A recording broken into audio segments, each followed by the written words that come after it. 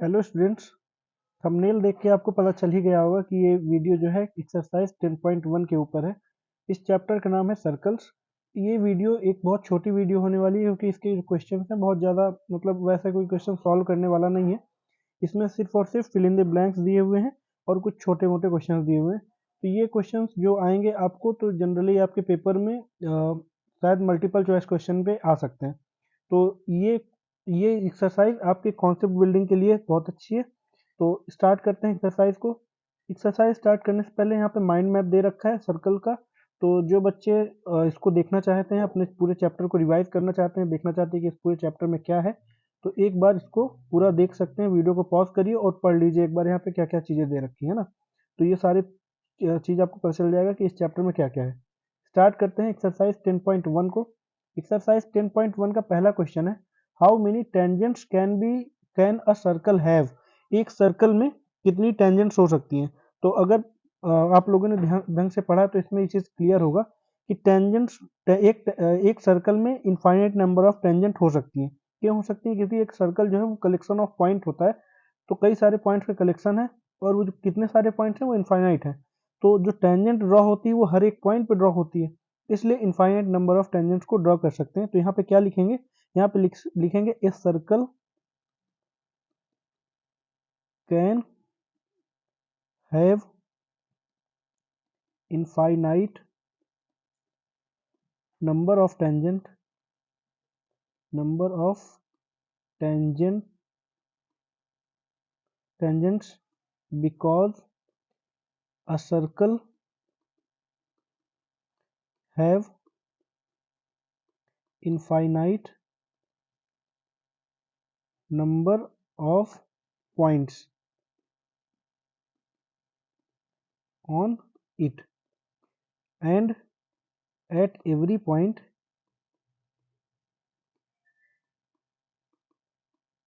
a tangent can be drawn। ठीक है, मतलब एक सर्कल है, उसके इनफाइनाइट नंबर ऑफ पॉइंट्स हो सकते हैं और हर एक पॉइंट पे एक टेंजेंट बन सकती है। चलिए फिल इन द ब्लैंक्स की बात करते हैं। फिल इन द ब्लैंक्स कह रहा है पहला वाला, a tangent to a circle intersect it in a in dash लिखा हुआ है, पॉइंट लिखा हुआ है, तो यहाँ पे क्या आ जाएगा? In one point. ठीक है, एक पॉइंट पे इंटरसेक्ट कर सकता है। ठीक है, क्योंकि टेंजेंट है, अगर टेंजेंट ने सर्कल को दो पॉइंट में इंटरसेक्ट किया तो वो टेंजेंट रहेगा नहीं। टेंजेंट की प्रॉपर्टी यही है कि वो सर्कल को किसी एक पॉइंट पे कट करता है या टच करता है, सिर्फ टच करके जाता है। सेकंड है, a line intersecting a circle in two point is called a. ऐसी लाइन जो सर्कल को दो पॉइंट पे कट करती है उसको सेकेंड कहते हैं। अगर यही कोई लाइन सेगमेंट होती तो उसको सेगमेंट वो बोलते हैं, उसको क्या बोलते हैं? कॉर्ड बोलते हैं। लेकिन यहाँ पे एक लाइन है जो सर्कल को दो पॉइंट्स पे कट कर रही है, इंटरसेक्ट कर रही है, तो उसको उस लाइन को क्या बोलेंगे? सेकेंड बोलेंगे। A circle can have dash parallel tangents at most. कितने पैरेलल टेंजेंट्स हो सकते हैं? तो ये टू लिख सकते हैं इसको। ठीक है, टू। एक the common point of a tangent to a circle and the circle is called. इस सर्कल को क्या बोलेंगे? Point of contact. ऐसा पॉइंट जो क्या बोलेंगे? Point of contact. इसको क्या बोलेंगे? Point of contact. मतलब वो कॉमन पॉइंट जो टेंजेंट का है, टेंजेंट और सर्कल का जो कॉमन पॉइंट है, उस पॉइंट को क्या बोलते हैं? पॉइंट ऑफ कांटेक्ट बोलते हैं। देखिए थोड़ा सा क्लियर कर देता हूँ थर्ड वाला। जैसे मान लीजिए कोई एक सर्कल है, इस सर्कल को इस लाइन ने कट किया। लाइन क्या होता है? लाइन एक ऐसी, मतलब लाइन क्या होती है? दोनों पॉइंट्स पे इनफाइनेटली बढ़ती रहती है, किसी हर तरफ एक्सटेंड करती रहती है, इसके कोई इंड पॉइंट नहीं होते लाइन के। लेकिन इसने क्या किया? सर्कल को दो पॉइंट पे कट किया, तो इसको क्या बोलेंगे? इस लाइन को सेकेंड बोलेंगे, इसको सेकेंड बोलेंगे। अगर ये कॉर्ड होता, कॉर्ड क्या होता है? कॉर्ड एक लाइन सेगमेंट होता है जो सर्कल को किन्हीं इन दो पॉइंट्स पे टच करता है, तो इसको कॉर्ड बोलते हैं। ठीक है, ये दो, इन दोनों में ये चीज अंतर है कि ये लाइन सेगमेंट है और ये एक लाइन है। अच्छा, पॉइंट ऑफ कांटेक्ट मतलब एक टेंजेंट और ये टेंजेंट जैसे ये है, और सर्कल, इनका जो कॉमन पॉइंट, ये कॉमन पॉइंट है। कॉमन पॉइंट मतलब जो पॉइंट दोनों में हो, तो ये पॉइंट कॉमन है, इसी पॉइंट को क्या बोलते हैं? पॉइंट ऑफ कांटेक्ट बोलते हैं। क्वेश्चन नंबर थर्ड की बात करते हैं।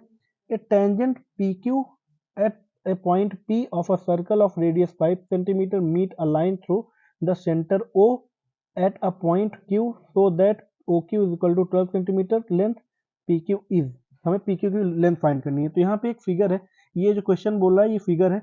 यहाँ पे क्या है कि ये OQ एक लाइन है जो कि सेंटर से इस टेंजेंट के इस पॉइंट तक जा रही है, और ये टेंजेंट कहाँ पे पॉइंट ऑफ कांटेक्ट है, P पॉइंट ऑफ कांटेक्ट है।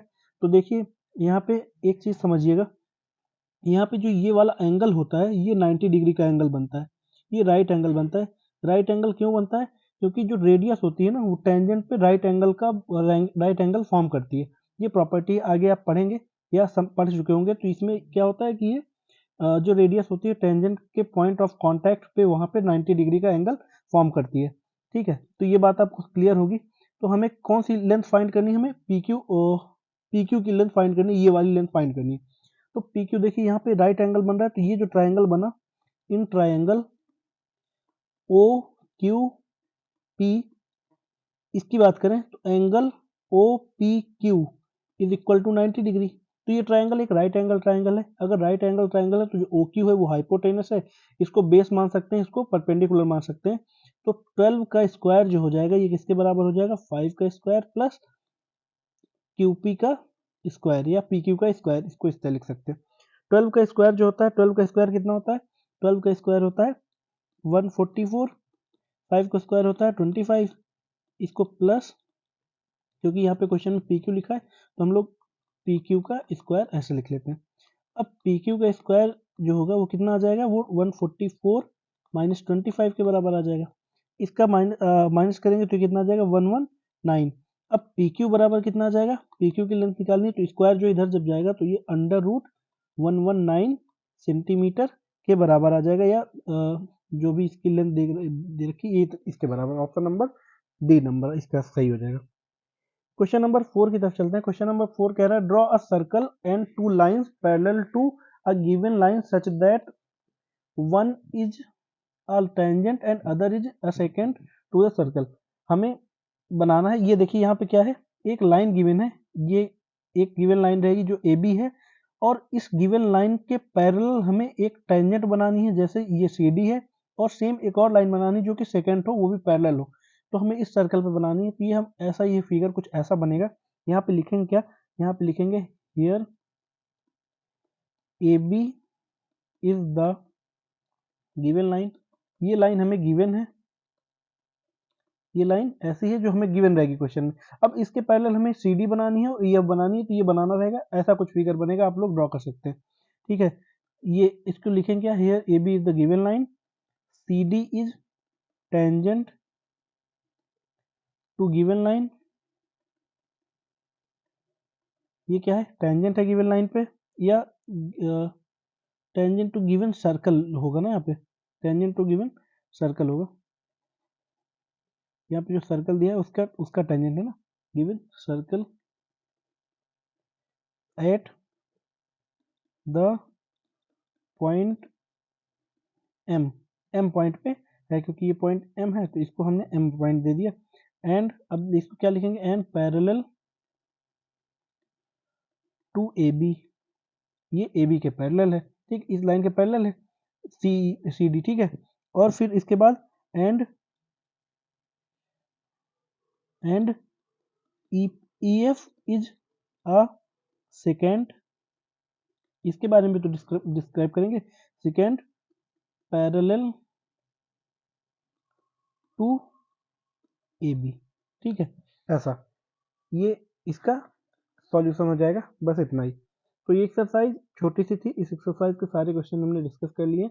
नेक्स्ट वीडियो पे हम लोग मिलेंगे तो उस पर इस एक्सरसाइज के आगे वाली एक्सरसाइज है, सेकेंड एक्सरसाइज है, उसके बारे में बात करेंगे। सर्कल चैप्टर्स के जो भी थ्योरम है ये आप लोग एक बार रिवाइज कर लीजिएगा, जिससे कि आपको आगे वाली एक्सरसाइज को पढ़ने में आसानी रहे, उसको समझने में आसानी रहे। ठीक है, मिलते हैं नेक्स्ट वीडियो पे। Thank you.